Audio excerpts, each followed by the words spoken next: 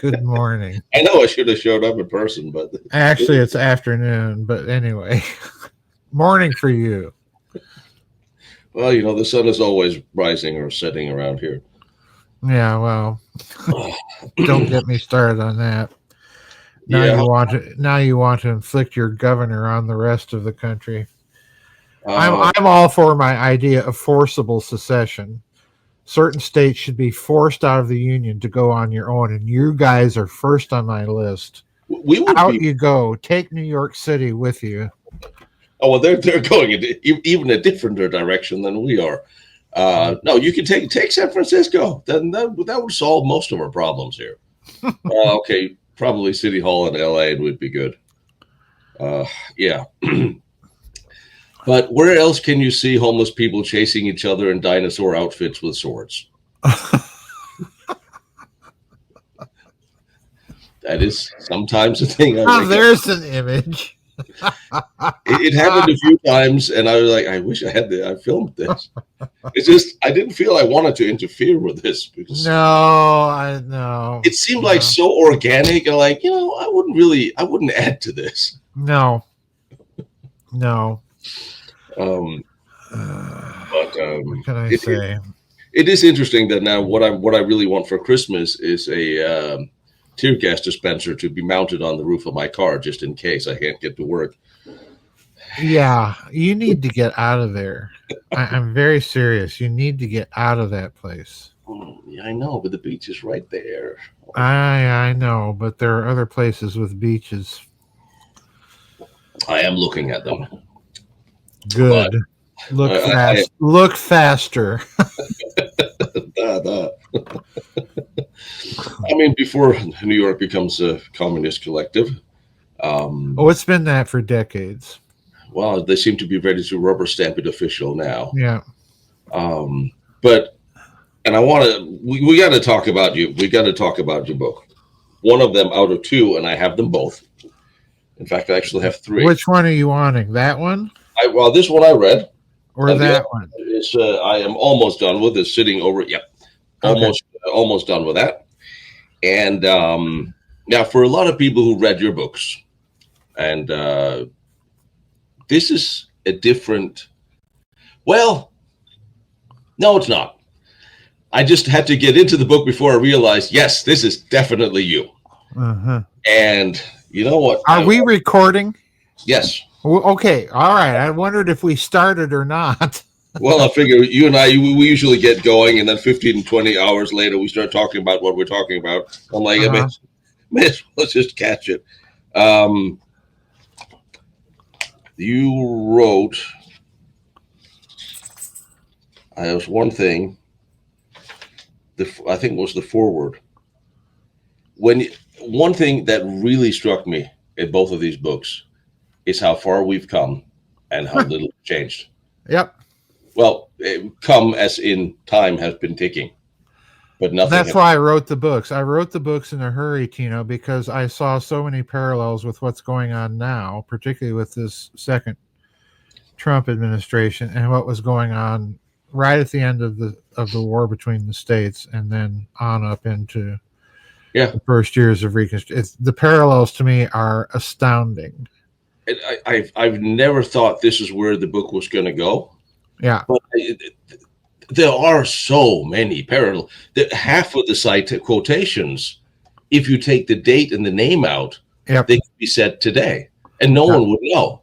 Yeah. In fact, that's one of the quote some of them because people wouldn't know. Well, I began the Rialto in Richmond with a quotation that was by the man that would become the Confederate Secretary of the Treasury, Christopher Gustav Memminger, or Memminger as some people pronounce him, but Memminger was talking about the reasons for the South's secession. But if you didn't know it was the Confederate Secretary of the Treasury, yes, you would swear that was someone talking, a contemporary, plain state Republican talking about the radicals that have taken over the Democratic Party and how they're coming after our kids. I mean,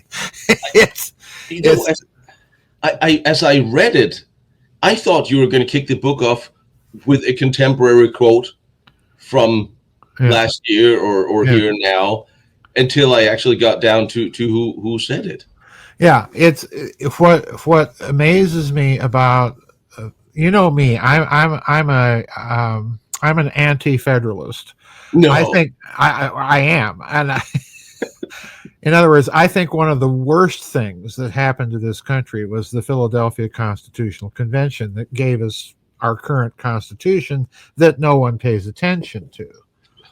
But but anyway, if you look at what the Philadelphia Constitution did, what it was attempting to do, and what it was to a certain extent successful in doing up until the breakout of the war between the states, was effectively this was a country that was composed of two countries. It was a country that had two very, very different cultures.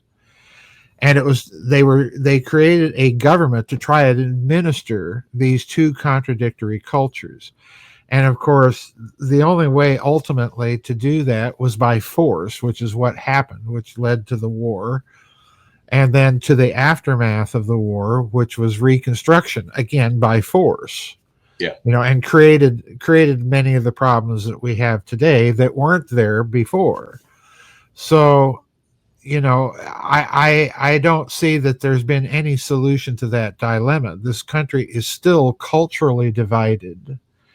To a certain extent, to a lesser extent, it's geographical, like it was before the war, but much less so than before the war. But it is still very divided culturally, and you're trying to create a process or to say that those cultural differences have no influence or effect on government. Well, here's the bad news, folks. The Soviet Union tried that experiment too, and finally decided, no, this ain't working. So we're going back to our traditional Russian cultural roots, and bang, here we are. So I think there's a lot of lessons from the war between the states to be learned, and that's one of them, but certainly not the least. I mean, we have we have such a false impression of the war, largely because of the way Americans learn the Civil War.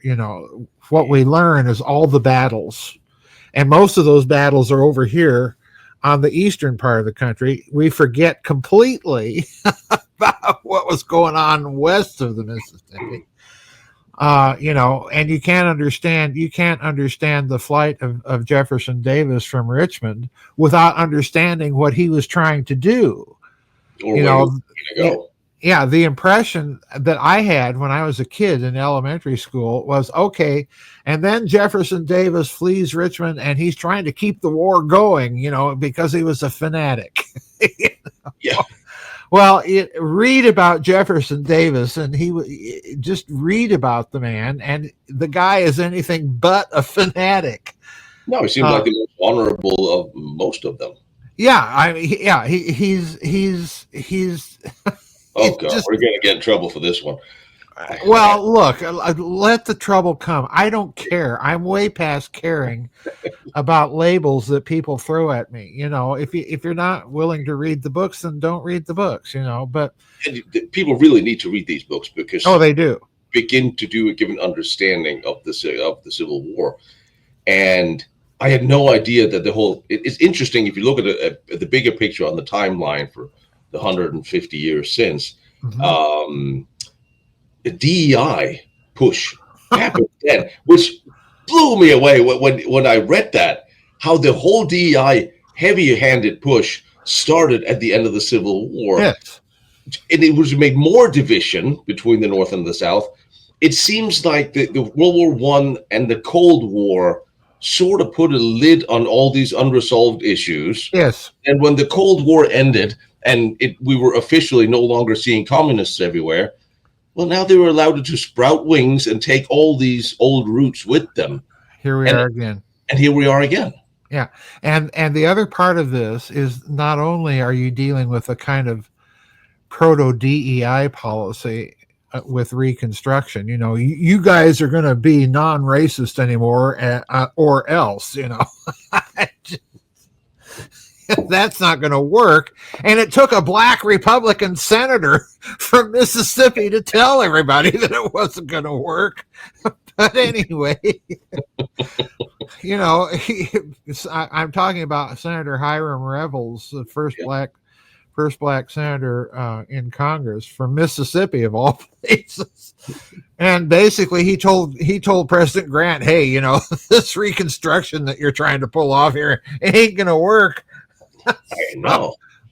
So anyway, you know, it's just a mess. But the other part of the problem is, and for me, this is a big part of the story, is the financial part of the story. I mean, you look at what's being done now and compare it to what was done with the country's currency after the war, and the parallels are just there for anyone to bother that wants to bother looking, for anyone to see. You know, the only difference is after the Civil War, the federal government decided to deflate the currency radically. So, yes, and now they've decided, well, we went through that before, so now we're going to claim to go back on a gold standard, but we're going to make everybody go into an electronic transfer system, because only that can compute the minute amounts of flecks of gold that your dollar is currently worth. And so that's the way we're going to hoodwink everybody into getting onto a digital system of currency. Yes. So, you know, it's brilliant. Yeah. And when they deflated the dollar back then, besides crashing the railroads, they caused a recession. Oh, they caused a massive recession. And you know, as all of this is going on, they're trying to build out the railroads, the Homestead Act. I mean, it's a mess. So yeah, I realized about halfway through the first one that I'm going to have to write a second book. So I started researching the second book and doing a little writing on it as I was doing the first one, because there's just no way to describe. And I don't even cover the war, really. I pick up the story right at the end of the war with Jefferson Davis wandering around in what's basically nothing more than a 19th century continuity of government operation. And if you try and understand what he's trying to do in any other way, you're going to mess up the story. You know, you're right. And I think you did the right thing by not covering the war, because that would distract from what the real story, because the battles and all that's all good and dandy and interesting. Right. But it's not the real story. No. It's the same thing when you were talking about what people are learning in schools today about the Civil War and learning.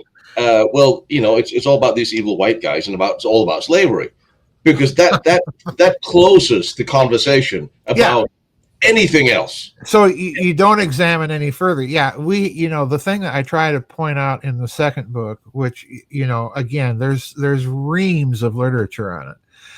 But, you know, we have the idea of slavery as being a kind of monolithic institution in the way that it was practiced in the South.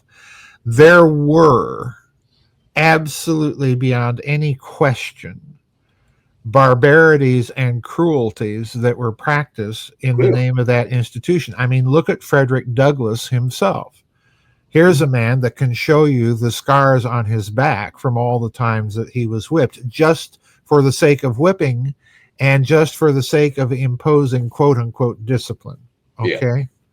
So there certainly was that. But if you flip the coin and look at other practitioners of slavery in the South, like Jefferson Davis himself, what you have are people that are advocating, okay, we realize this institution eventually has to go. So what are we going to do about it? How are we going to bring in all of these people into Southern society and make them productive members of society? Well, the first thing we have to do is we have to educate them, teach them to read, teach them finance, Yes. And Davis is doing all of this on his plantation. Basically, the slaves are running his plantation. They're doing all the administration, they're doing all the financing, they're doing all the accounting, and they're even doing all of the hearing and trying of cases of slaves that violate the law or plantation practice. And on top of that, Davis is forbidding punishment to include whipping. So, in other words, here's a guy that puts his money where his mouth is.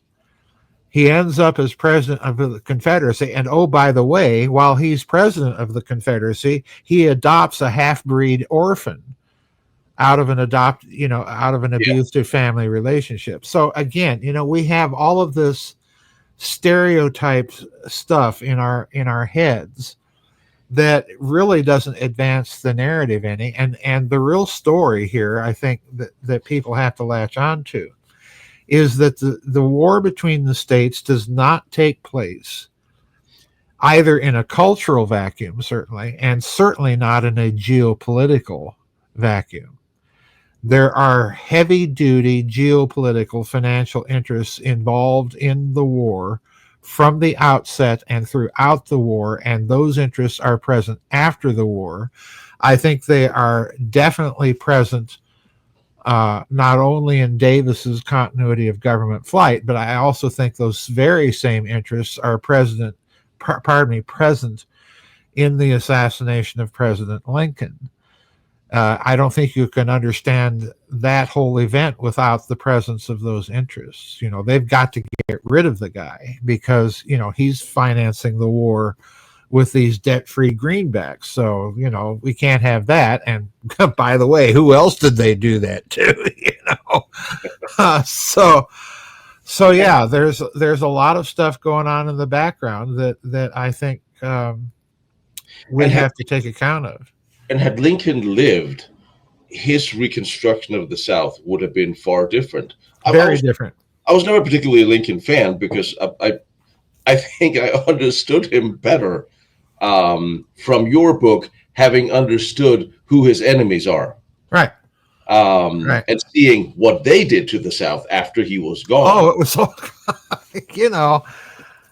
Lincoln, one of the things I cover in the second book is an almost forgotten event that Lincoln and Jefferson Davis were trying to negotiate an end to the war. Mm-hmm. Yeah. And they were doing this, as secretly as they could. Lincoln actually sent a wealthy Maryland scion that knew Jefferson Davis down to Richmond, gave him a pass through the Confederate and Union lines to meet with Davis in Richmond toward the end of the war. And, let's try and bring this thing to an end somehow. Yeah. And if you read Davis's account, this is, again, the few places that do talk about this get Davis all wrong, because Davis is insisting upon Southern independence, and as a result, the peace conference fails, and Davis gets the blame for the failure of the conference. But Davis himself, in his memoirs, tells you that what he was really trying to avoid was what actually happened, and that was a peace at the pleasure of the Union. Yes. Okay, so what actually happens is they get rid of Lincoln, who probably would have been far more lenient on the South than what actually happened. His vice president, Andrew Johnson, who happened to be, unfortunately, a Democrat, which was the kiss of death as far as the radical Republicans were concerned. Andrew Johnson gets into office and he tries to get Lincoln's program, going. And at every turn, it's like watching the Democrats with Donald Trump. At every turn that Johnson tries to do something, bang, he gets hit with lawfare. Bang, he gets hit with an impeachment, over and over and over. It's just amazing reading this. Yeah, I know. Looking at what's going on today. It was just, geez. It's like watching the CBS Evening News if they had television news back then. Walter Cronkite, good evening. And yet another impeachment attempt against President Andrew Johnson meets, it just goes on and on. Oh, Cronkite, he would be turning. Is he dead? Yeah. Okay, Yeah. then he's burning in his grave. I just want to make sure he's dead before I make the Is problem. he dead? Yes. Yes. Then he'll be spinning in his grave. Uh, but they had to, because of the overseas interests, Yes. they almost had to fleece the South because they had to rebalance the ledger. Yeah. This is the other thing that happens, and that I go into in the second book. If you look at the financing of the war, both sides, at the beginning of the war, the entire federal budget for the entire federal government's operation is $80 million. Okay, thereabouts. Yep. All right.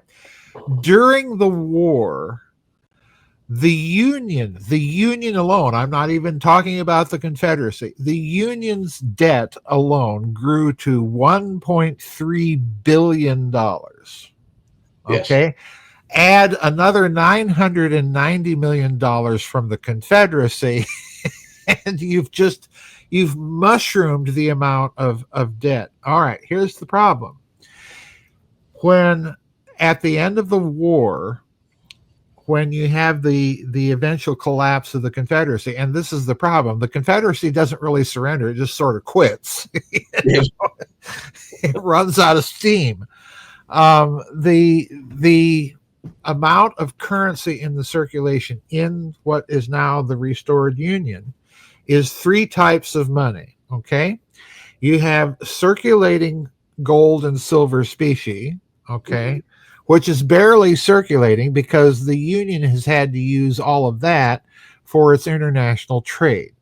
So what's circulating inside of the Union is mostly paper money, and that paper money is of two types. The first type is money that was circulated against sovereign bonds, and the second type of money was the Lincoln greenback, which was simply a fiat currency with no debt attached to it. And it was the Lincoln greenback that the European financiers just absolutely pitched a hissy fit over. And as a result of that, the Union was not able to gain foreign credit and investors in its sovereign bonds to nearly the extent that the Confederacy was able to do so. And also, the Confederacy was trading far more with the Europeans because absolutely, yeah, they had the cotton, Yeah. which, by the way, the Union needs because they got to clothe their army. That's another part of the story that doesn't get mentioned very much. But there's all this covert trade going back and forth between the Union and the Confederacy during the war that both Davis and Lincoln approve of. So, it's a crazy story. Anyway, after the war, what happens is, I strongly suspect, because of one particular thing that happens, it's called the Resumption Act of 1875. The Resumption Act is a law that Congress passes that makes those Lincoln greenbacks redeemable or convertible in gold. Not silver and gold, just gold. Now, that's the key, because America's currency system under the Philadelphia Constitution was under a bimetallic system. A dollar was worth so many grains of gold or so many grains of silver. Both. Yeah. You could convert it to both. The Europeans did not want silver, so the first thing that happens after the war is the Union gets rid of silver as money. So that shrinks your money supply. And by the way, the Union does this when it already knows that there has been a huge silver discovery right over in your neck of the woods over in Nevada called the Comstock lode. And by the way, one Freiherr von Richthofen is over in Nevada scratching around in the dirt doing these geological studies, and he's producing reports that say, oh yeah, this is a big lode and it's worth about $250 million. So in other words, in one fell swoop, the Union tells you that it's doing this shrinking of the money supply deliberately and getting rid of silver as a money supply. At the very same time, it knows about this huge silver discovery over in Nevada. Okay. Isn't that interesting? I mean, So we're going to impoverish most of the country because we don't like silver as money, and we're being told that silver is scarce at a time that, hey, we just made this big discovery. Okay? All right, that's number one. Number two, the other thing the Union does is it passes the Specie Resumption Act, where you're going to make those Lincoln greenbacks convertible to gold again. Now, this is key because notice this is 10 years after the end of the war. Okay? Yes.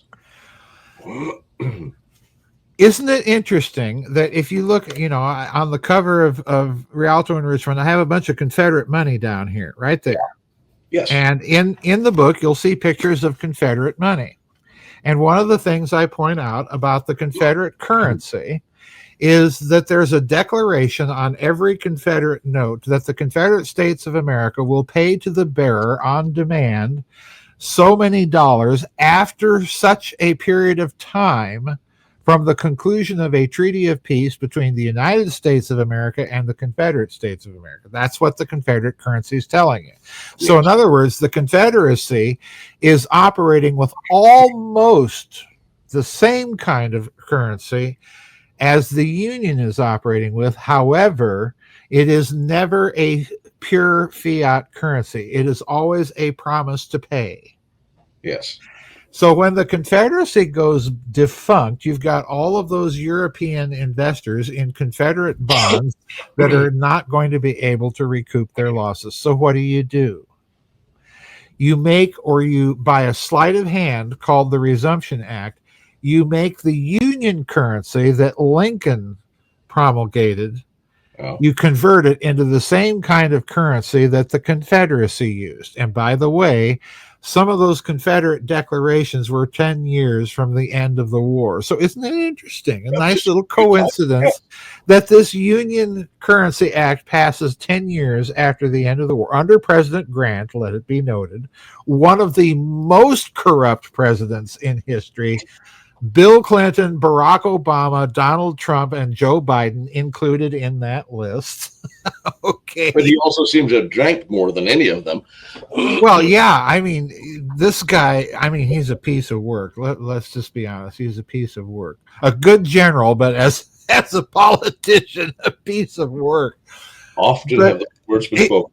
Yeah, well, exactly. So in other words, you're exactly right. What happens is by making the greenback convertible, you are, number one, again, you're deflating the money supply, pardon me, and you are as a result of that, you're putting a lien on the labor of the South for generations to get all that money rebalanced. That's effectively what happens as a result of all of this. And the Confederate money was never converted. It was never bought over. There was no exchange one to one. It was never honored. It was just worthless from the day the war ended. From the day the war ended, right? Which is why Davis burned all his money. I think. Well, actually, no. I think. Again, you're referring to an incident as Jefferson Davis is wandering around the Carolinas. What I'm trying to point out in the books is that Davis was not simply doing this because he was a fanatic. This was part of a plan that had been worked out. Yes. And it was, by the way, it was part of the plan that led to that peace conference between Lincoln and Davis, all right, and their representatives. Yes. Davis sent representatives. Lincoln himself, with his Secretary of State, attended this peace conference, all right, and he did it on the QT. I mean, he did it without informing the rest of his cabinet. And when the Republicans in the House heard that Lincoln was off having a peace conference with the Confederate vice president of all people, the House, the House of Representatives was full of all these radical Republican abolitionists, and they absolutely exploded in rage and immediately threatened to impeach Lincoln.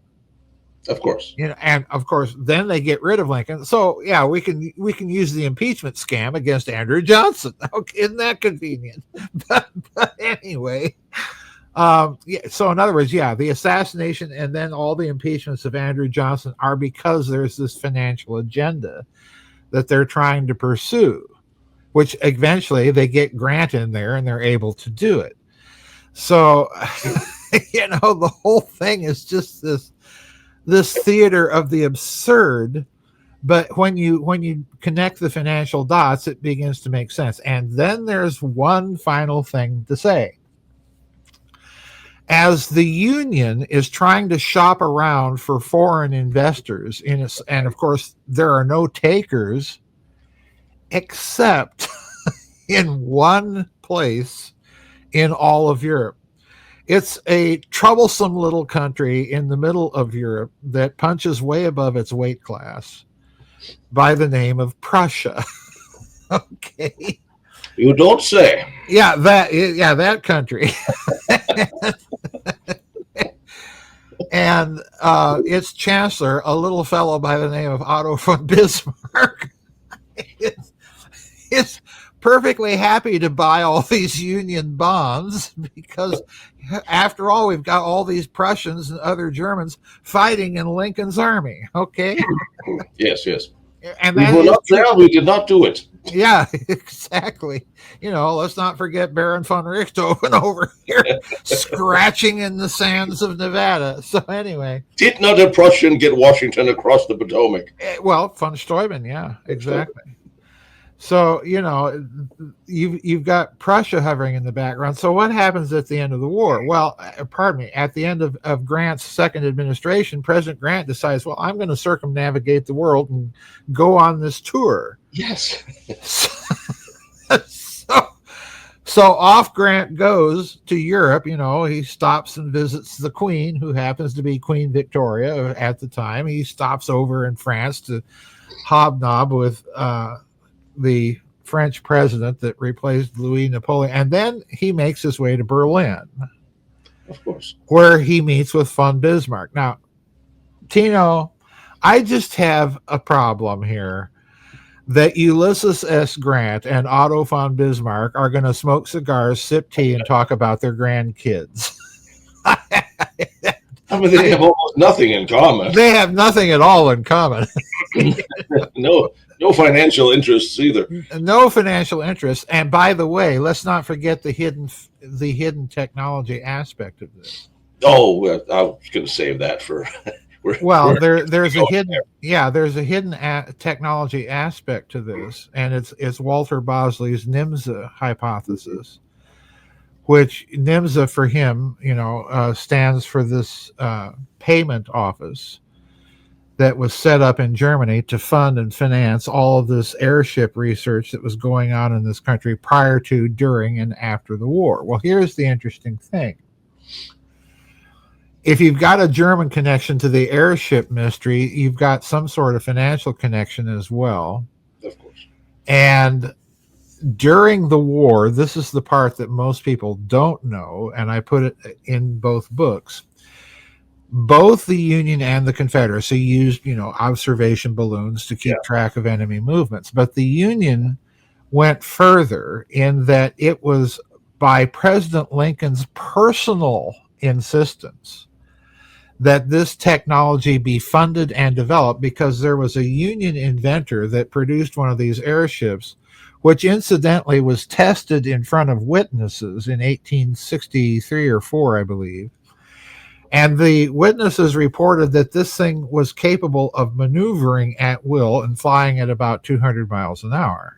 Really? Yeah. Now, this is not just an observation balloon, obviously. This is something very, very different. Hang on, I've got a pop-up, one of these annoying pop-up things that just can't. Oh, come on, computer, get rid of this thing. There, thank you. This was funded during the war, and Lincoln brought it to the attention of Edwin Stanton, his Secretary of War. And I know of no other way to put that man's character other than as a turd in the punch bowl during intermission at the opera. I mean, this guy is a piece of work. He does not come across very sympathetic, does he? No, not at all. Lincoln is funding this research, and by the way, he's doing it with greenbacks. Well, that So would I suspect that there is a hidden technology aspect as to why the European powers, with the exception of Prussia, are wanting to get rid of the greenback and get rid of Mr. Lincoln as well. and Grant was in Europe 10 years after the war ended. Talking to Otto von Bismarck, just And, coincidentally. oh, God. Nothing Yeah. to see here. And if you believe that, I have bridges in Brooklyn to sell you, cheap. Well, they're not standing very well or very long, so yeah. Yeah. Yeah. So, yeah, there's a lot going on in the war, including a hidden technology, hidden finance aspect of this. And as far as hidden finance is concerned, I suspect a very simple thing was done to continue that financing of those projects after the war. And again, it relates to what they were doing with the currency, because when they established the convertibility of the Lincoln greenback, this was done 10 years after the war, as I said. Mm-hmm. Prior to that, what are they doing? They're taking as many of those greenbacks deliberately out of circulation as they can to reduce the amount that would be convertible by presentation at the Bank of New York. Okay, so I suspect that what they did was much like what they do now when the Federal Reserve banks take old, worn out paper currency out of circulation and slate it for destruction. There is a period of time between the removal from circulation and the actual destruction of those notes that is used by the covert agencies, the intelligence agencies, and so on, to take those worn out paper money bills and fund covert operations. That's what I believe happened here.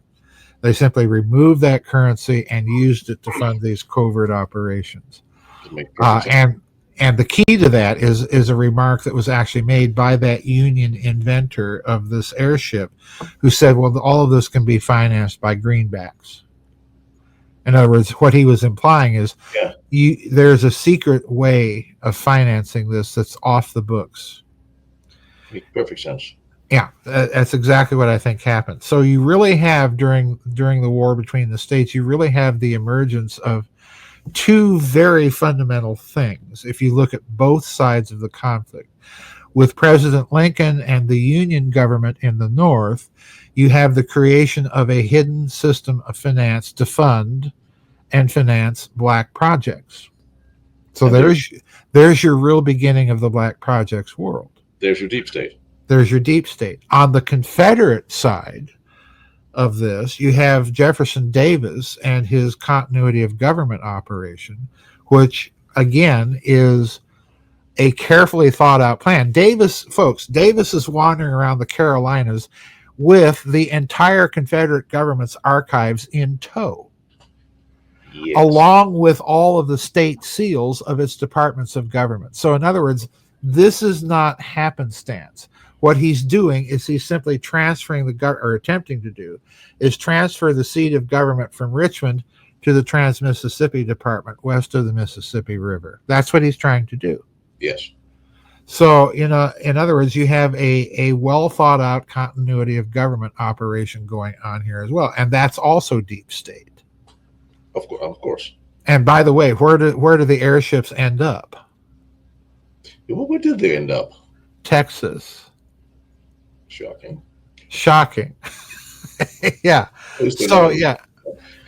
And when and again, folks, is yet another coincidence when you read of what Davis was trying to do in that continuity of government flight, and actually the plan that led to the peace conference between Lincoln and Davis in early 1865, what was going on there. The whole presence of Texas and all of this stuff in the mix is not accidental. It's not. I mean, already then technology was leaving California. Yeah, exactly. Yeah. One thing we have to clear up, especially for the Europeans that are not that wise on the weirdness of American policies. At some point in time, that's what it is. At some point in time, the two parties theoretically changed names. Yeah. One became the other. you might want to tell us a little bit about how that happened, because we're referring to Republicans today are not the same Republicans as they were in Lincoln's time. Oh, They no, were Democrats and no. vice versa.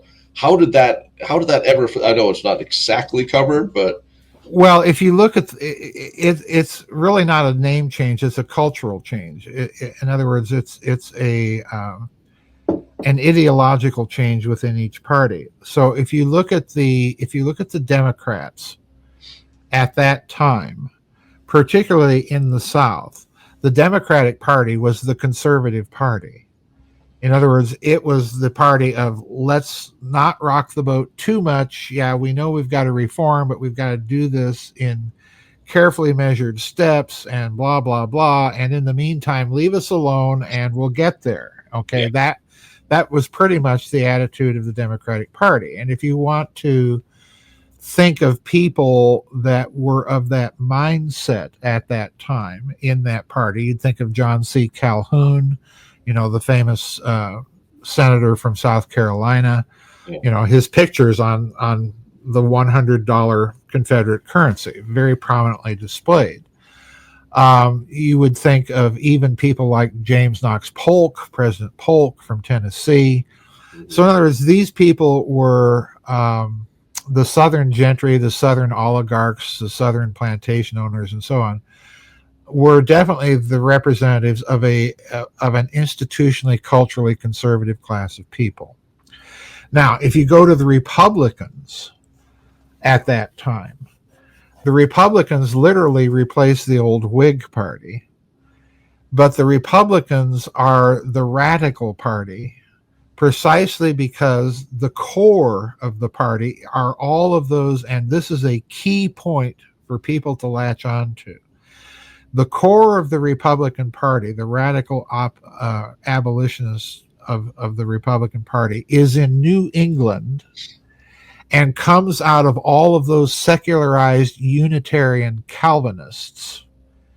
People like Ralph Waldo Emerson, Henry Ward Beecher, people like that are determined to wage the moral crusade against the South, come what may and at any cost. This is why you have that Southern reaction, because they're dealing with radicals that want violence. And in fact, that group of people are the financiers that are behind John Brown and his murderous raids in Kansas. And then subsequently, they're the financiers for his murderous raid on Harper's Ferry, on the federal arsenal at Harper's Ferry, Virginia, that, is one of the sparks that touches off the war. So in other words, when I put that quotation by Memminger at the start of the Rialto in Richmond, the guy that becomes the Confederate Secretary of State, when he says that they have sent people into our homes and invaded our territory, he's talking recent history that is very familiar and a hot point for Southerners, because this activity was well known and it was tolerated in and by the Republican Party. So the Republican Party becomes very much like what we see with the modern day Democrats. Much of the party is composed of exilees from the old Whig Party that haven't really got a radical bone in their body. But then the party machinery itself is in the control of these very radical financiers that are in New England and, represent the secularized remains of those New England Calvinist Puritans. And let's remember the other thing about the South. The South is largely Episcopalian. Yes. Okay. So you have a very different religious cultural mix going on in the background of all of this as well. Jefferson Davis is an Episcopalian. And by the way, a good pen pal with Pope Pius IX. That's another part of the story that doesn't get mentioned too often. But anyway, yeah. But you get my point here. You have a radical group inside of the Republican Party, both in 1860 when it elects Lincoln, that realizes that they have the political power to take over all the machinery of the federal government with or without the South. And they do. And that touches off the war. And again, you have those same radical Republicans that are in the party exercising influence and power. If you just look at Lincoln's cabinet, you'll see the differences. Yeah. His most trusted aide in the cabinet is William Seward.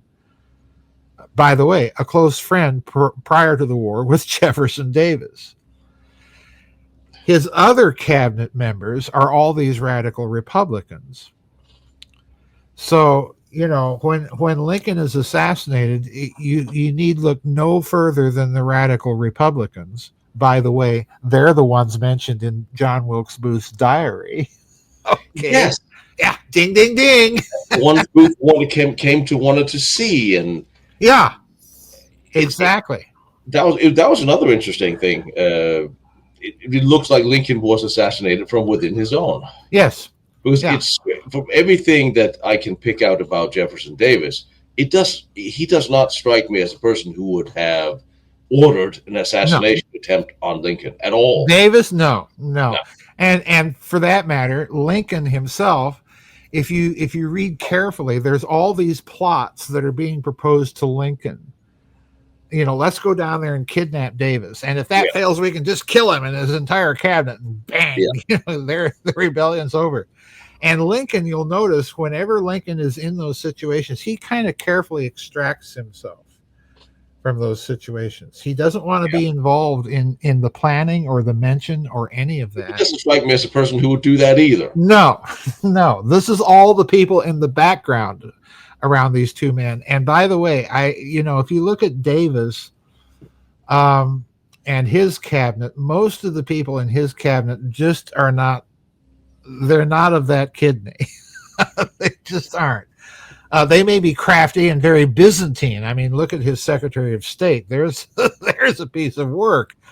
But he is. You're right. Davis is just not the kind of guy that's going to do this.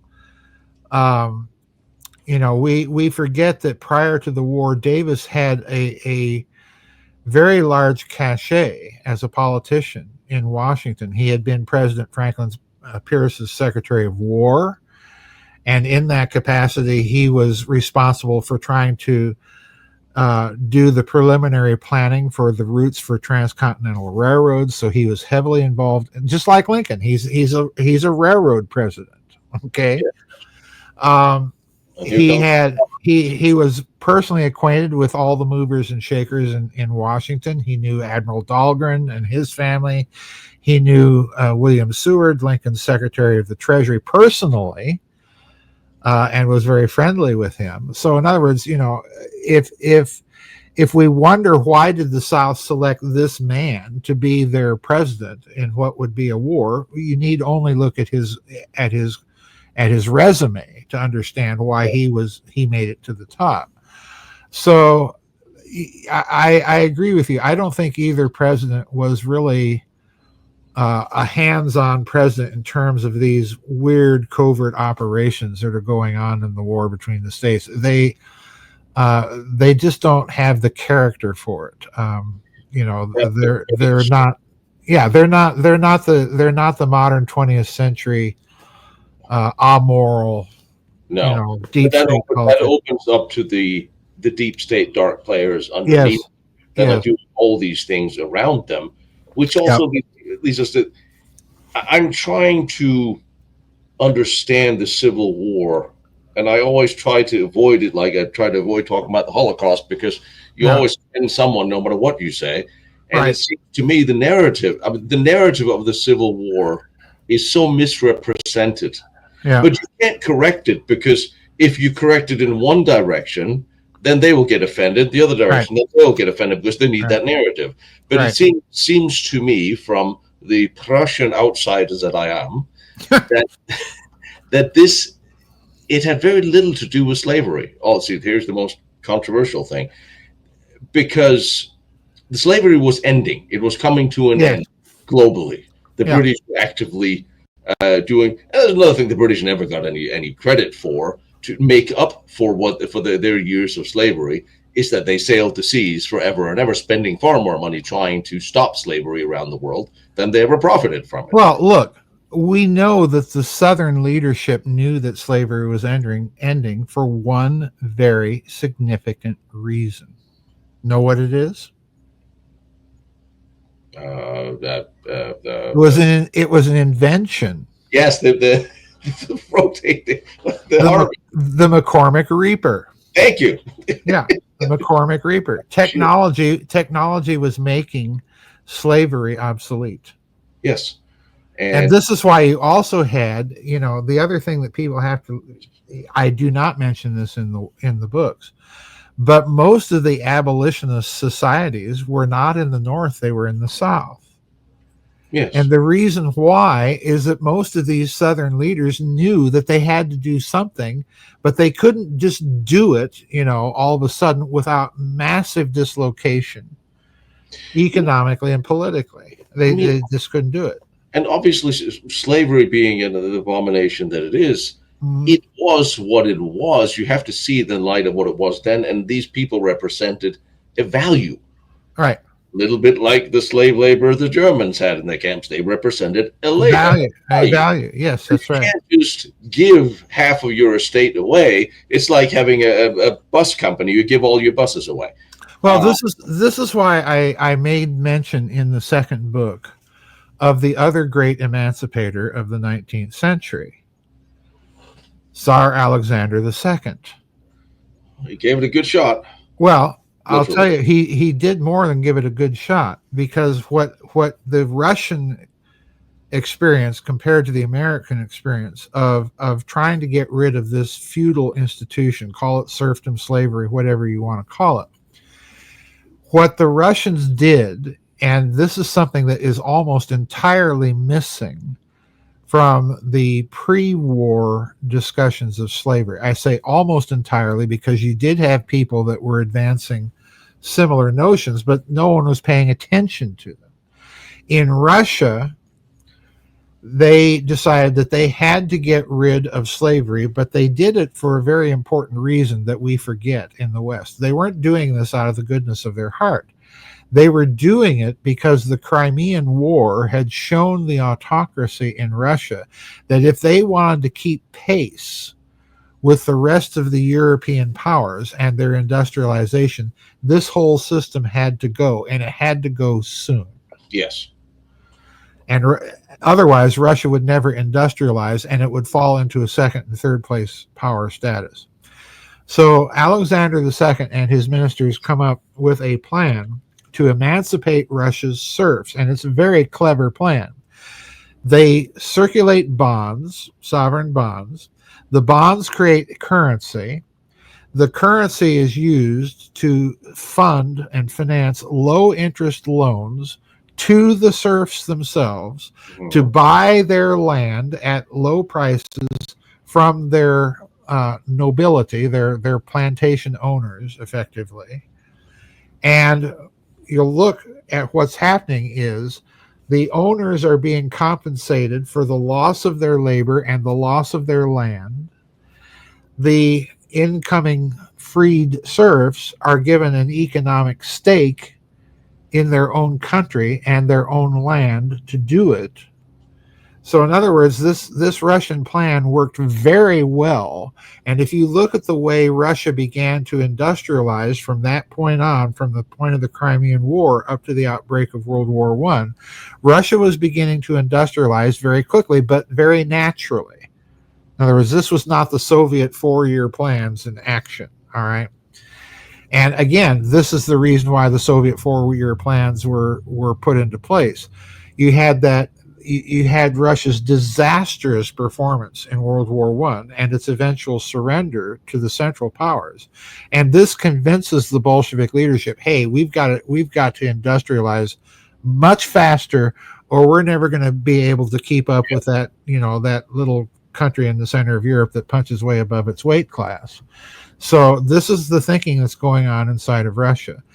But when you compare what Tsar Alexander II is doing with what is being done in this country, there's almost no attempt in Southern Reconstruction after the end of the war. There's almost no attempt to give the freed slaves an economic stake in their freedom. What happens is you reduce much of the southern white population to the same debt peonage as you now have inflicted on the so-called freed black people. And you take their slaves and their property away. Yeah, and they don't compensate. It's just a mess. It's just an absolute mess. And is that why? Another one of those things that people they don't talk much about is there were thousands of blacks that fought on the side of the Confederacy. There were blacks that fought on. Yes, that's right. There were blacks that fought on both sides of the war. When the war breaks out, this is something that people just find in modern day just find incredible. But many of these black slaves either would follow their owners into battle and act as their, be their musket cleaners, and I'll load one musket and while you're firing the other one, and that's how they did things. But there was also freed blacks. There were freed blacks. The first person that John Brown's raid kills when he raids Harper's Ferry is a freed black Virginian. His name is Hayward Shepherd. If people want to know. But the first man that John Brown, radical abolitionist, kills on his raid is a freed black man. And who is it that goes after John Brown to bring him to trial for murdering him and a bunch of other people? Well, it's Colonel Robert E. Lee. So if you're wondering why these people had the feelings that they did, the strong feelings that they did, this is why. You just sent one of your radical abolitionists into our state, and the first person he kills is a Virginia citizen who happens to be black. It doesn't stop. And also there was a lot of Southern blacks that went back to work where they were before after the war. Well, they couldn't get away. Where else to go? Yeah, they didn't have any money to go anywhere. Why? Because in effect, the Union during the war closes off the entire West to the Southern population with the Homestead Act. Oh, yes. Yeah, the Southern population is not going to emigrate to those territories of the Union during a war. No. So, again, this was very carefully calculated politics on the part of the abolitionist North. Okay, while we're fighting this war to end slavery down there, we're going to open up all of that to all you good, industrious, hardworking, Northern Calvinist, secularized Puritans from New England. Go over there and settle over there. And we're going to be virtuous while we do that. We're signaling all of our virtue. Virtue signaling is not new. the virtue has killed many, many people around the world forever. Yeah. One thing, from having read the papers, the documents, the letters, do you have the impression that the Northerners felt they were at the time, because at the time feelings, sensations were way different than what we see if we see a Civil War movie today or we read a modern history book, because now we impose our sentiments, or a lot of historians impose our current day sentiments on them then. Do you have the impression that the Northerners felt they were fighting the Civil War specifically with the purpose to free the slaves? No. Or was it something else? Not at the beginning. No, they didn't. It was not the reason for the outbreak of the war, was it? No. The fundamental reason for the outbreak was the tariff acts that were passed in the Congress shortly when Lincoln takes power, shortly prior to the beginning of the Southern states' secession. Because again, we got to go back to what I said before. You're dealing with one government trying to rule two countries. Yes. And they're very, very different in both their institutions, their outlook, and just their basic thinking. The North is beginning to industrialize. So you have in the North all of this movement for tariff to protect their industry. Okay? Yes. The South, on the other hand, is a commodities export-driven economy. They're exporting cotton. Yeah. And King Cotton diplomacy, what a joke. Ha, ha, ha. But at the time, people have to remember the only sources of clothing are wool and cotton. And clothing is an essential, vital, life-sustaining staple for human life. So cotton is an existentially necessary commodity at the time. So this puts the South both in a very vulnerable and yet a very powerful position in terms of its primary export commodity, because it's exporting something absolutely essential to the textile mills, not only of Europe, but of the North. Yeah. Okay. So, there's all of your black market trade right there.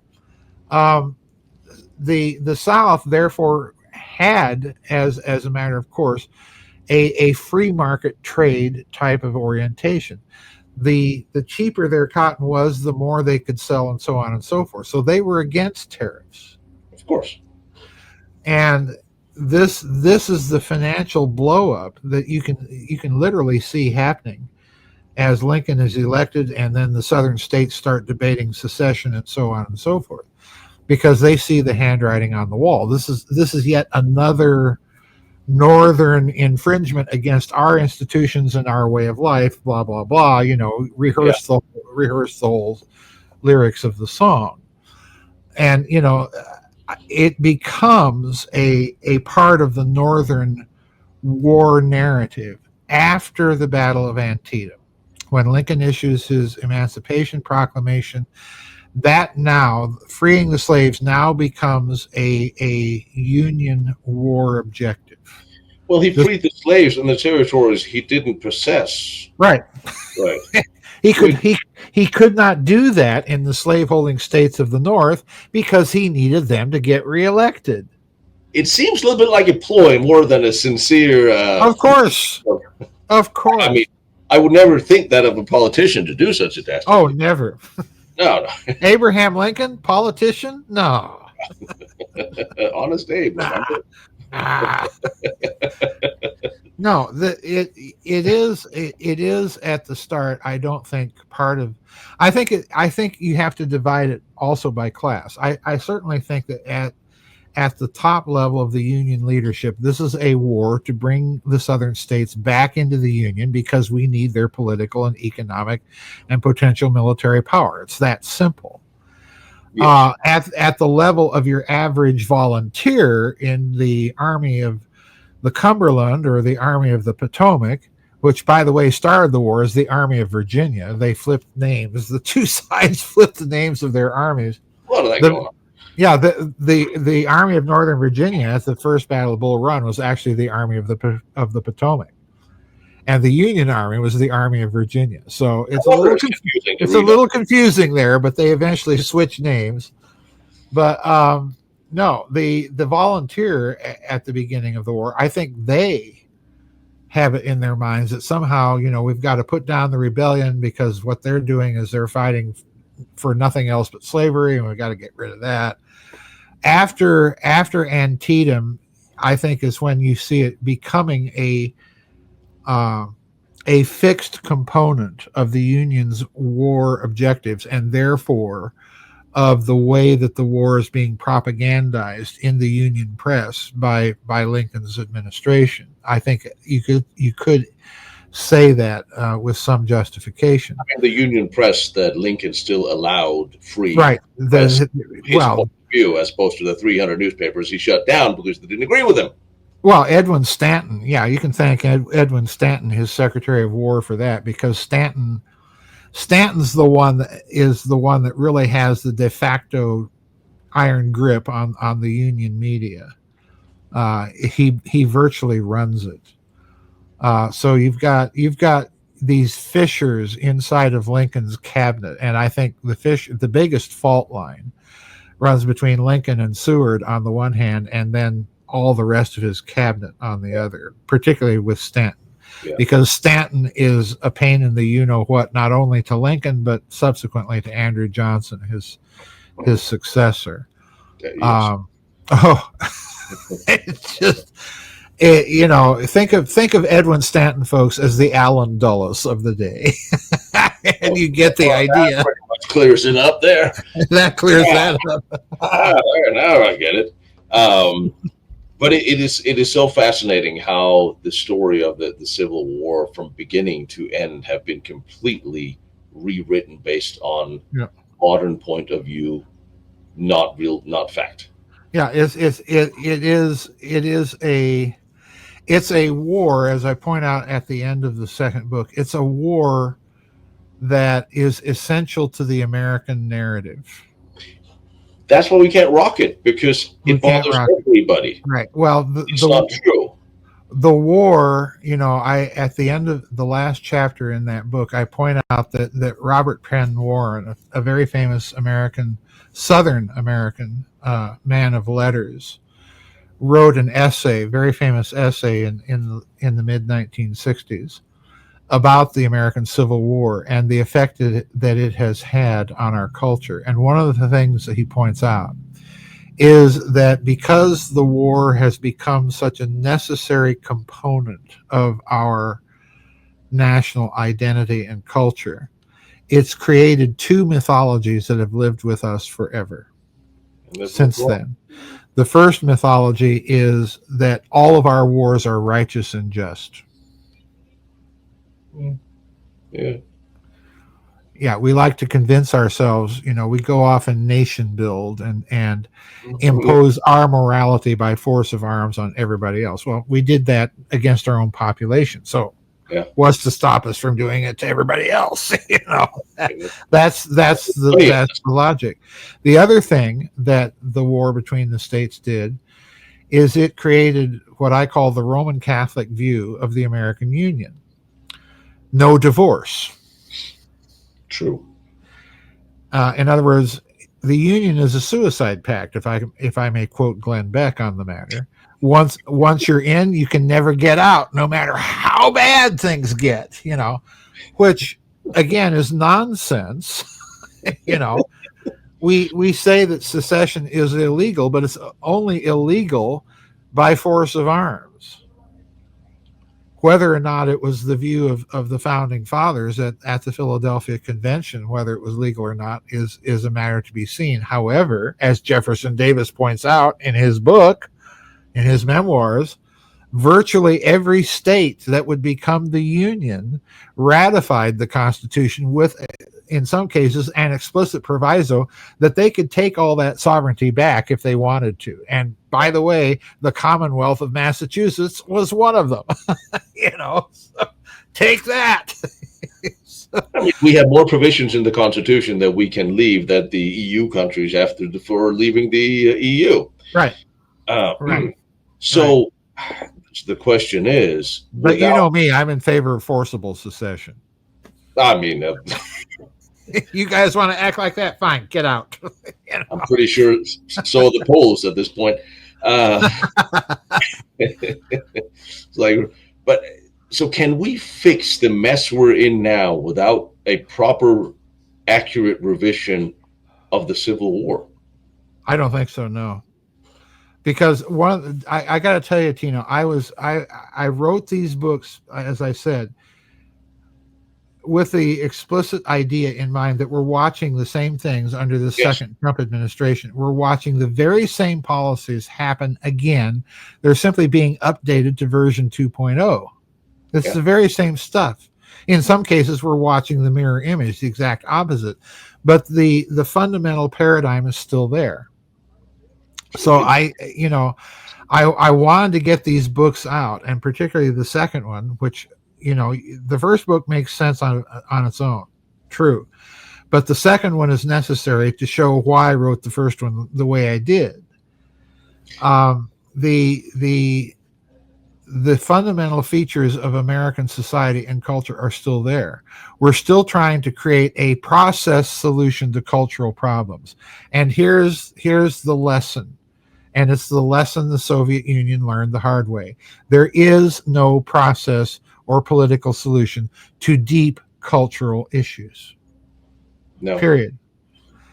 Marxism, the process, failed because it did not grapple and never could grapple with the subtleties of Russian culture, which were founded on completely different principles.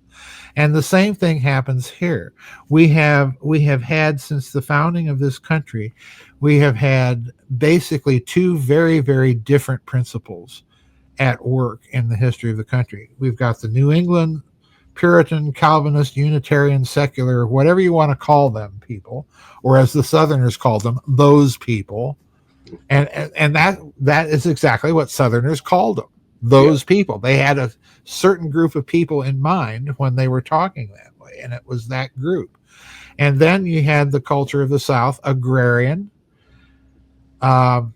not so concerned with material acquisition and the pursuits of all the accoutrement of possession and technology and so on and so forth. Yeah, it was a very different kind of culture. Morris Berman, the liberal sociologist, has written a couple of very good books on that phenomenon. The one where he talks about Southern culture and does, I think, a good chapter review of it is called Why America Failed. And it's about as good of a book coming from the left side of the spectrum that I've ever read. I think we have to get the Civil War correct because we learned all the wrong lessons from the war. Yes. The Union is not a suicide pact. Thank you much, Abraham Lincoln. It just isn't. It just isn't. It can't be. It can't be. It mustn't be. It mustn't be. But by the same token, you were also wrong, Jeff Davis, if at every drop of a political crisis, we're going to threaten secession. Yeah. There's no real balance in the American system to those two problems. Yeah. And that's the fundamental problem we better start thinking about because we're heading there again. We are already living in a country that is divided to the point where there's no common ground between between those people. Yeah. Exactly. And the commonsensical people. Right.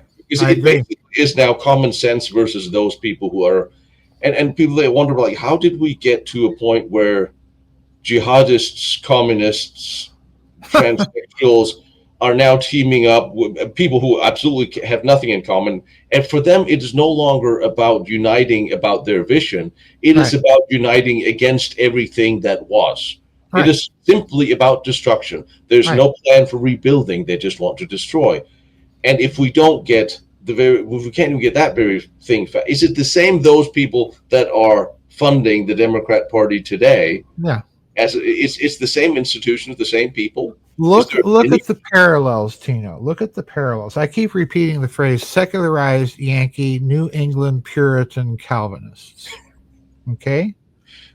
Let's look at Calvinism. Just as a cultural phenomenon, not a big, huge theological system, but as a cultural phenomenon. What do the Calvinists do during the Reformation? They throw out all the idols. They go into churches, Catholic churches, and claim them for the Reformation. And they throw out the statuary. They tear down altars. In other words, you're in a war against all that is traditional. Yeah. Just like the Soviet Union, by the way. It does sound very communist, doesn't it? It does sound very communist, doesn't it?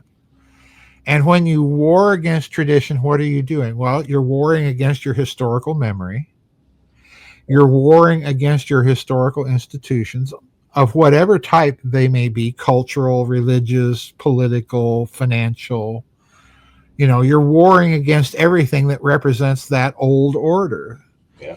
And the problem with that, in turn, is number 3, there's no end to it. They can never say, well, this much and no more. There's no goal. It's what Lenin said. The whole point of the revolution is that keep going and keep spreading and keep rolling. There's no end goal. It's the process itself that is empowering, and the process itself, in turn, you'll notice, is based on nihilism. Yeah. So this is the problem that was implanted in this country. And as a result, in this country, you have an entire country please hear me now, founded on a culture that rejects the idea of tradition. Oh, all of that stuff that's European. French, British, German, Italian, Spanish, all that's their problem. We're so much better than that. So let's destroy everything So we have. let's destroy everything that we have of decent good that is from European culture. Even look at our religion in America. Our religion, our Christian religion in America is posited on the rejection of both traditional Protestantism, Lutheranism, whatever, or Roman Catholicism. It has to be revival. We have to feel it. We have to go to the revival tent and accept Jesus and really get in there. And that's the root of the abolitionism. We're going to go down there and teach those Anglican Southerners, some real biblical Christianity at the point of a musket or a bayonet. How do they make that sound appealing in this day and age? You got me selling this. Yeah, well, look at the modern parties leadership. I mean, they've converted all of this into a secular mold, and now we're going to go in there and drain the swamp. Well, there's your crusade. Here's an interesting thing. If you want to take the Lincoln assassination, if you want to draw a slight parallel between Lincoln and Trump, okay, Lincoln went away. I mean, Trump's a smart guy. Lincoln was a smart guy. Yes. Lincoln went away, and everything went completely sideways because he was the bulwark against the radicals behind him. If something were to happen to Trump today, I'm not sure the same thing wouldn't happen, because I think the people behind him would go far. He's kind of the mellow. I'll think things through. He doesn't. I mean, we always think, oh, he's a hothead. No, he's not really a hothead. He may say things, but he's not. He doesn't overreact in a lot of ways. Like I think certain people, like JD, I think he's much more of a hothead. I would agree with that. My only caveat with the Lincoln-Trump comparison would be that Mr. Lincoln was a much, much better wordsmith than Lincoln. Lincoln could compose a phrase and it will click in your mind because that phrase sums up everything that you want to believe that you're about and for. Lincoln could do that. Trump has not an elegant diction bone in his body. But who in politics today does? True. I mean, people were smarter. They're more eloquent back then.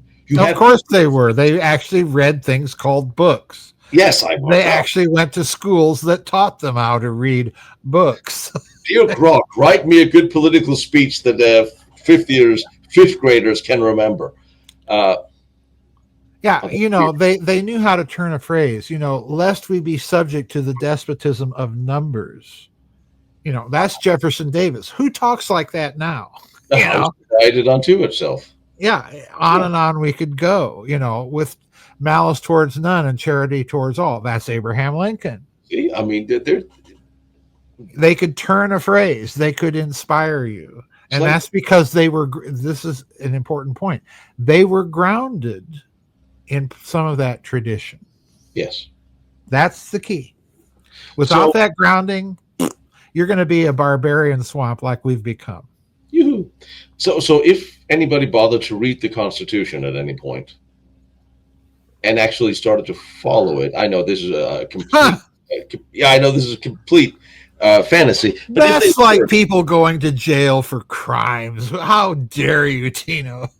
Well, such an outmoded idea. Well, Elaine Maxwell went to jail for for non-crimes. Yes, we're being told that there was nothing there, so she apparently went to jail for a bunch of nothing. Before we go there, is there hope for the Constitution if anybody would actually bother? Well, you insist on asking me these trick questions. Here's the reply I always give. You know me, I'm not a Federalist. Had I been alive during the Philadelphia Constitutional Convention back in that day, I would have been foursquare behind Elbridge Gerry and Patrick Henry and Governor Clinton and saying this scrap of paper is a recipe for oligarchy and empire. by the way, thank you very much for clarifying that little empire point, Alexander Hamilton, in the first paragraph of the very first Federalist paper. Thank you. You made our case. But anyway, as I never ever neglect to mention to my Federalist friends, you want empire? Hamilton gave it to you right there in that very first paragraph. All right. All that aside, I also say that the last thing this country needs is a constitutional convention now. And the reason why it's the last thing that we need is I shudder to think what sort of government would be produced by the political leadership class that would comprise Jeb Bush, Hillary Clinton, Barack Obama, George Nuclear W. Bush. The political class in this country is light years beyond the corruption of that met in Philadelphia in 1787. So I shudder to think what they'd produce. So yeah, am I in favor of ditching the current Constitution? Not at the current time, not under these circumstances. No. I'm with you. I wish that we'd observe it. And the first thing we need to do in observing it is we need to restore absolute congressional budgetary control over every line of the federal budget, and it needs to be open and openly debated. No more farming it out to lobby groups. These representatives have to be there on the floor composing the legislation that spends the money themselves. And we have to be apprised of what they're doing on a 24/7 C-SPAN televised basis. Yes. And we actually have a populace who gives enough of a damn to pay attention. Exactly. Exactly. The problem. Well, that's not going to happen. You know, the other thing that needs to happen for the Constitution to survive, for the Republic to survive, is an absolute overhaul of the education system.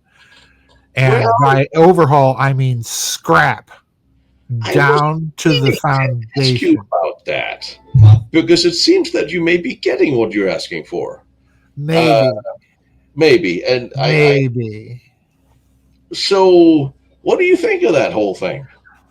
I have said for decades, Tino, that the problem in American academies, education. I know you wrote an excellent book about it, which I highly recommend, by the way. Yeah, I wrote a book about it with a friend of mine called Rotten to the Common Core. The very first thing you must do that no one is talking about, and nothing is going to get fixed until this issue is addressed and the practice absolutely abolished and overturned. And that is an end to the licensing of teachers and an end to the practice of having them learn education as a subject in their academy to get that license. In other words, teachers major in quackery and methodology and not the content of the subjects they're supposed to teach. As a result, they come out with their heads full of all of this educational theory, and they don't know a damned thing about English literature or biology or any of that. In other words, if you show competence enough to get a degree in a subject like biology, you should be able to go teach it at any level in the education system without the damn teaching certificate from your local college of education. That's the problem. Agreed. Right there. I am forbidden with a PhD from the University of Oxford from teaching history in a public school up through the high school level. And yet because I don't have that stupid piece of paper. But I have a 23-year-old communist out here who bingo, ever had, who learned their communism at the educational college and is now going out and indoctrinating your kid. Yeah. You are not going to change or fix the educational mess in this country until you do that, number one. Then number two, after doing that, you've got to fire all those teachers, and that includes all the way up to the postgraduate level in the universities. Agreed. That's the only way it's going to Um, change. it is a very interesting inbred group of people I have found. Inbred doesn't begin to get it. If these people were as biologically inbred as they are ideologically inbred, you'd be looking at a whole lot of birth defects right now, Tino. You'd be looking at the Habsburg jaw and then some. I mean, I don't think I'm wrong. I see that all over the world.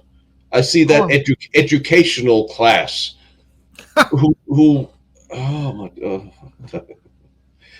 Oh, I don't know why I feel compelled to yell about the Austrians now, but anyway, we'll leave them alone. Well, they did invent the Austrian School of Economics. Yeah, right. Since we're talking about communists, yes.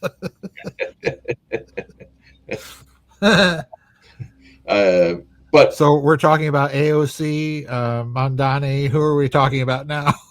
We're going to talk about FDR. Oh, that communist. Okay, go ahead. As I like to call him, Franklin Delano Commie-crat. But anyway. Communists in my administration? No, not a one. Well, there was that Harry Dexter one. Talk about FDR. Yeah, and yeah, well, that was a hiccup.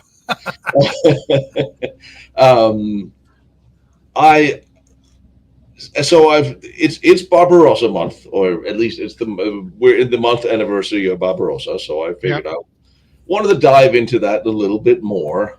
And I've been reading up on that for a year because I knew it was eventually coming, and I wanted to do something about Stalin's war, his jumping off against Germany, and his plans of that. And then, of course, that leads to FDR and his support of the great communist country of Russia. And the more I dove into that, the more disgusted I was. I think many people have no idea just exactly how. I have a hard time not calling it treasonous what the FDR administration did during the Second World War. Their support for Stalin and for the communists was it Harriman that said everything everything I did for Russia. Yeah. Not for America. They talk about being a spy or not, which is completely immaterial. Because all of them gave Russia everything to the detriment of their own soldiers. When Britain started a bit that way, but when MacArthur was surrounded in the Philippines and hoping for reinforcements, FDR sent 10,000 trucks, 500 tanks, 54 tons of supplies and fuel to Russia. Nothing to the Philippines to help him out. I was like, why is this? I'm okay. For me, as a historian, everything should be a story. Why is this not a story? How did FDR become this great icon of the left? Well, okay, that's a stupid question. They lie. No. It's that simple. Look, FDR, I people have to understand. People who know me know I've never liked the man. There's nothing to like. I mean, he liked dogs. He liked dogs.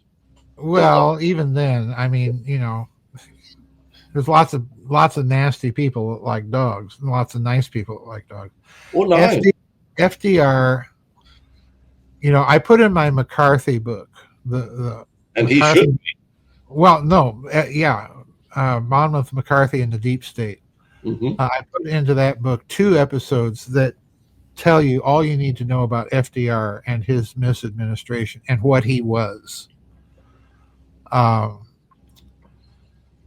The first episode is an episode that Major Jordan Racy Jordan testified in front of the House Un-American Activities Committee in the early 1950s.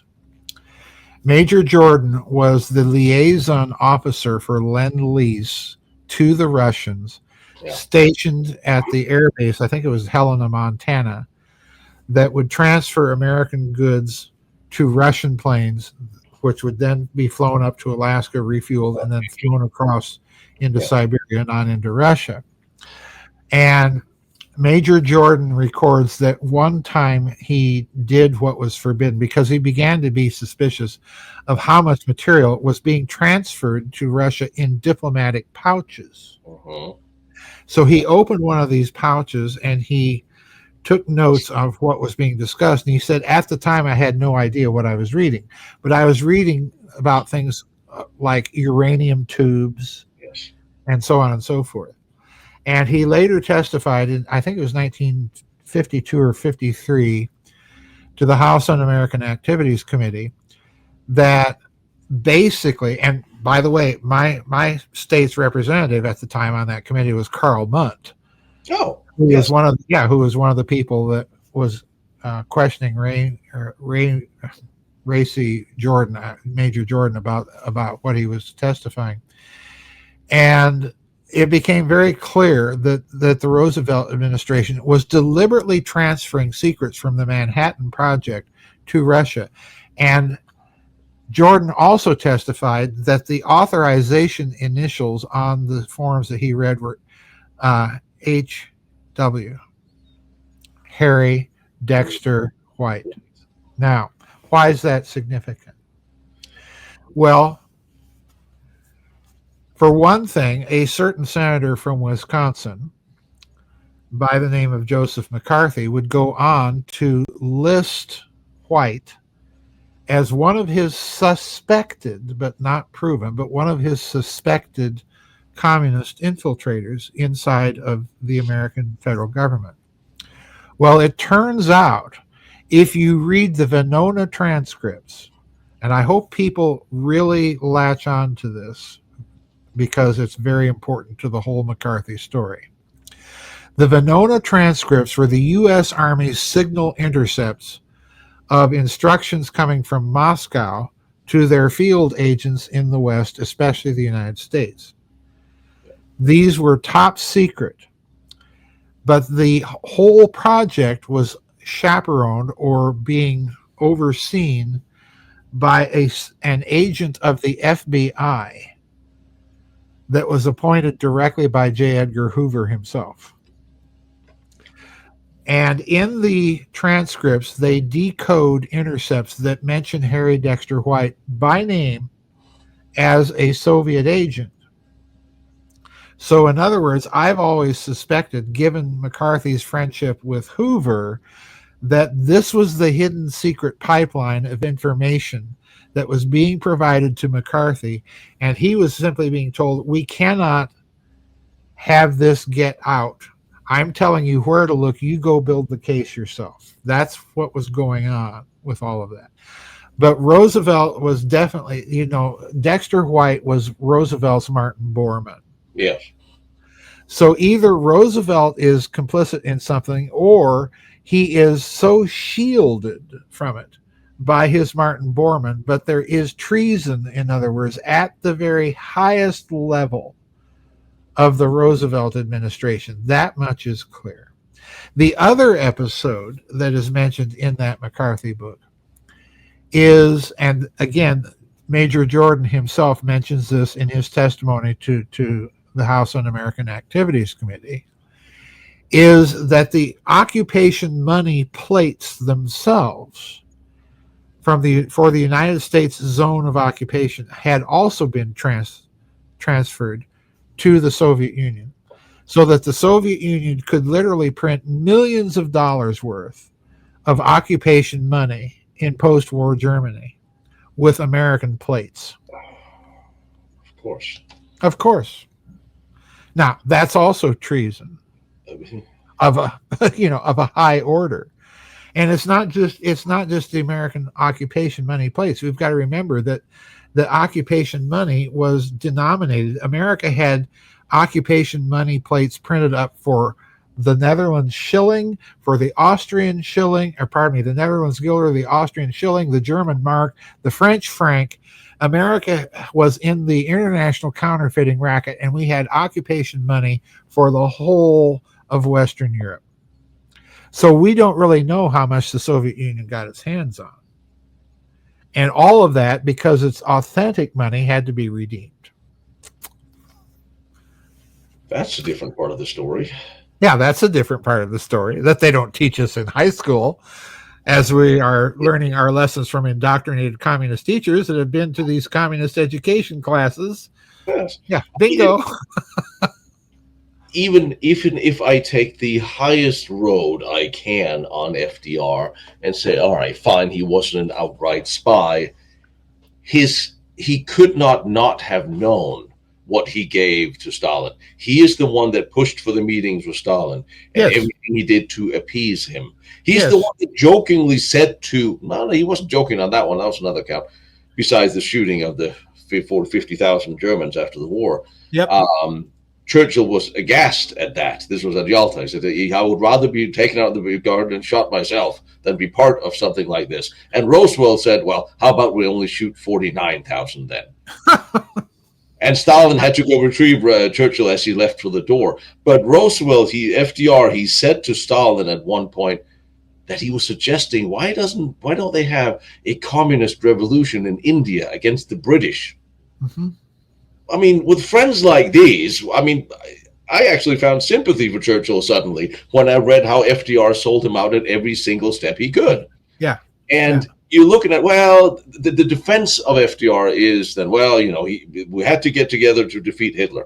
No. Because when Stalin and Hitler were still allied after Stalin had invaded half of Poland and Finland, FDR started sending him aid already before Barbarossa, while he was aligned with Hitler. There's no excuse for this. There's no excuse for giving Stalin so much that he built his entire foundation for the Cold War and subjugated all of Eastern Europe to Stalin. Let's not forget a crucial piece of weapons technology transfer called the Christie suspension. Oh, yes. Which became the fundamental means of suspension on all of Russia's tanks. Yes. Tanks they couldn't have built if we didn't send them the armor plate and the aluminum and the rubber. Anyway. You know, the big tank factory in Stalingrad started as a tractor factory that was built by Americans. Yes. I mean, we and all the money, all the harvest, the grain they took from Ukraine to starve a third of that country to death, they sold to us for technology, including the slave laborers that was pulling out gold of the mines. And we knew this, just like the New York Times knew about it. It's the same story. While we're financing all the military buildup and transfer of technology to Russia, we're financing post-war World War I Germany's reindustrialization as well. Everybody gets a part of the pie, just so long as we get a big war and can make lots of money off of it. I hope you'll consider subscribing to my channel, liking, follows, and maybe even join me on Patreon to help out. I am just a guy, a historian, traveling around all these historic places in Europe on my own dime, trying to bring them to you.